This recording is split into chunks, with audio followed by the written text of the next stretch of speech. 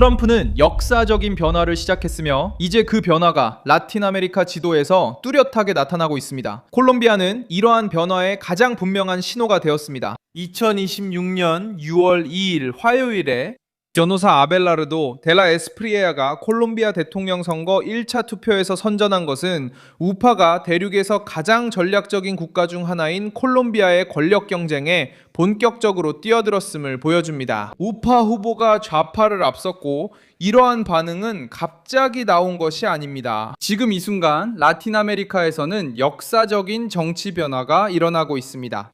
무엇이 달라졌고 왜 지금인지, 변화가 어떻게 진행되는지 곧 말씀드리겠습니다. 이런 직설적이고 군더더기 없는 컨텐츠를 좋아하신다면 구독을 고려해보세요. 여기서는 매일 이런 영상을 올리고 있습니다. 콜롬비아 선거는 라틴 아메리카 좌파에게 경고등을 폈습니다. 왜냐하면 델라 에스프리에아가 1차 투표에서 43.7%를 얻어 약 41%의 이반 세페다를 앞섰기 때문입니다. 이 결과는 일부 여론조사에서 좌파가 유리하게 나타났기 때문에 놀라웠습니다. 반면 전통적 우파는 여전히 잘 알려진 인물들을 중심으로 조직을 시도 중이었습니다. 하지만 콜롬비아 유권자는 다른 메시지도 보냈습니다. 미지근한 정치를 선택하는 대신 범죄와 카르텔 그리고 기존 체제의 연속에 강경한 입장을 가진 후보를 선택했습니다. 콜롬비아 유권자의 모델에서 콜롬비아는 이 판에서 평범한 나라가 아닙니다.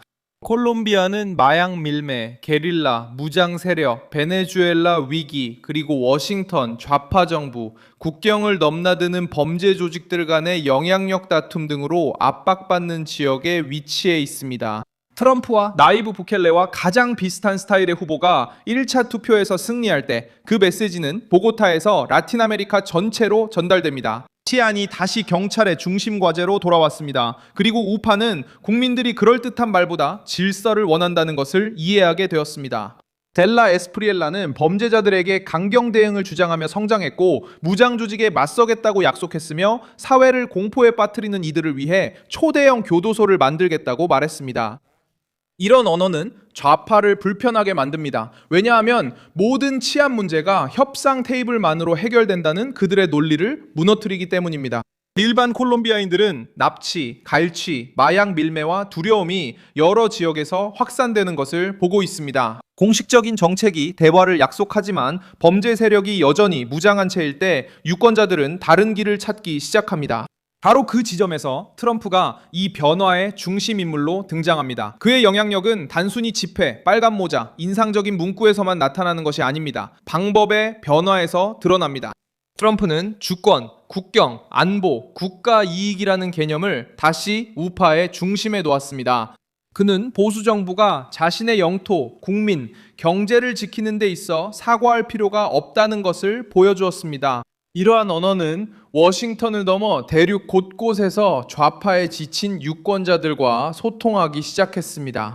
트럼프 정부는 또한 미국의 대외 원조 구조 중 상당 부분을 USAID와 연계된 부분에서 축소함으로써 또 다른 중요한 전선을 열었습니다.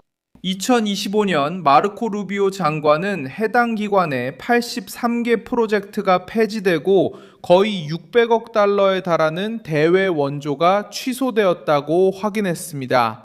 우파에게 이 삭감은 국제적 영향력을 행사하던 오래된 기구에 타격을 주었습니다. 미국의 공공자금이 미국 외부의 프로그램, 네트워크, 단체들을 지원하는 데 쓰였기 때문입니다. 물론 정치적 통제 없이 말이죠. 라틴 아메리카에서는 이 변화가 좌파의 심각한 쇠퇴 시기에 찾아왔습니다.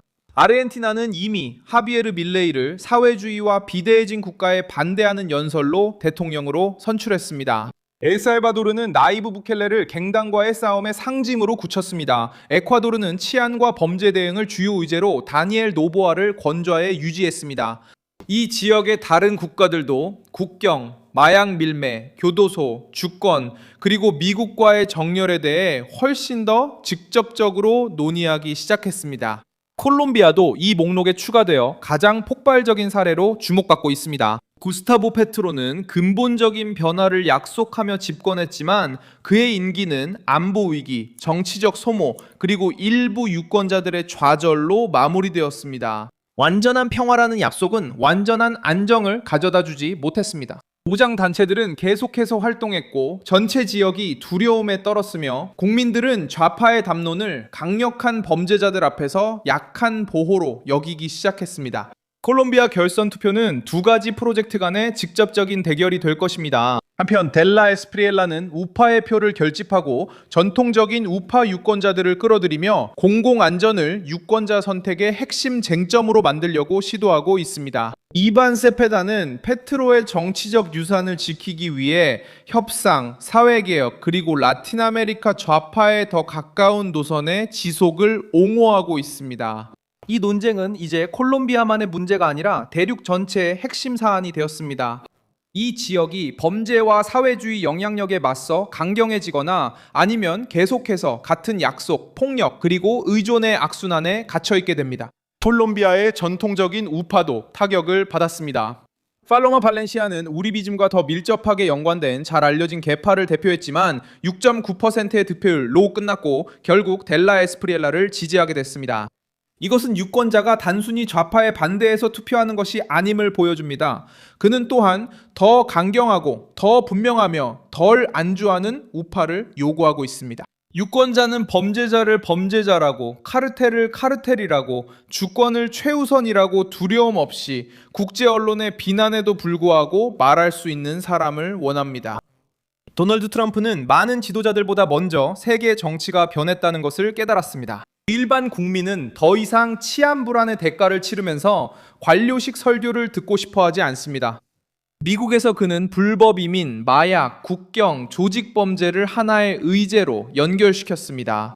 라틴 아메리카에서는 같은 논리가 더 힘을 얻고 있습니다. 왜냐하면 이 문제는 동네, 도로, 상점, 그리고 가정에서 직접 겪는 일이기 때문입니다.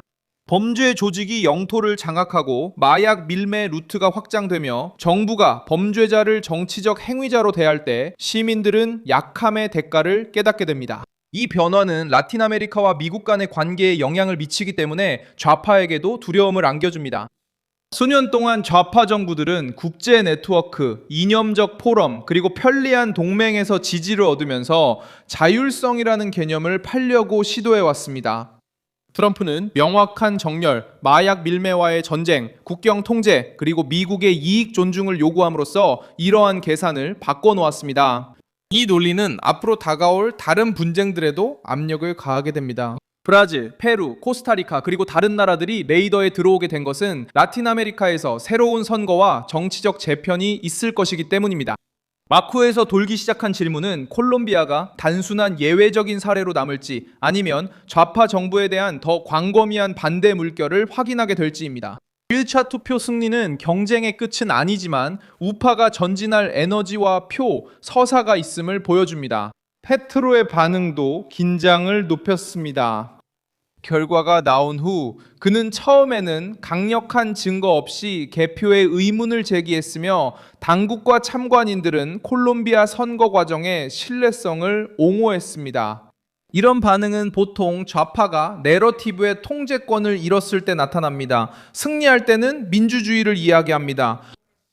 패배할 때는 의혹을 제기하고 제도에 압력을 가하며 정치적 패배를 정당성 위기로 바꾸려 합니다. 라틴 아메리카 전역에서 우파의 진전은 경제 의제만으로는 더 이상 충분하지 않다는 것을 보여줍니다. 유권자는 일자리를 원하지만 동시에 두려움 없이 집을 나서길 원합니다. 시장은 제대로 돌아가길 바라지만 범죄자는 감옥에 가길 원합니다. 미국과의 관계를 원하지만 무장단체에 맞설 용기가 있는 정부도 원합니다. 좌파는 모든 것을 이념 논쟁으로 바꾸려 했기 때문에 바로 그 점에서 입지를 잃었습니다. 반면 국민은 실질적인 해결책을 요구했습니다. 도널드 트럼프는 정치 권력을 주권의 영역으로 다시 옮기면서 이러한 변화를 시작했습니다. 외부 구조를 단절하고 카르텔에 대한 언어를 강화하며 미국의 이익에 부합하는 정부를 옹호함으로써 그는 논의를 우파가 원하던 방향으로 이끌었습니다. 즉, 안전, 국경, 공공자금, 외국의 영향력, 그리고 국가 생존에 관한 문제로 논의가 옮겨졌습니다. 우파는 분명하게 말하면 이길 수 있다는 것을 깨달았고 좌파는 예전의 방어 전략이 더 이상 예전처럼 통하지 않는다는 것을 알게 되었습니다. 저는 밀손 알비스 글로벌입니다. 제 목적은 매일 진실로 여러분께 정확한 정보를 전달하는 것입니다. 뉴스 링크는 영상 설명란에 있습니다. 이 영상에 좋아요를 눌러주시고 채널을 구독해주세요. 그리고 마지막에는 댓글도 확인하셔서 밀손 알비스 커뮤니티와 더욱 활발하게 소통해보세요.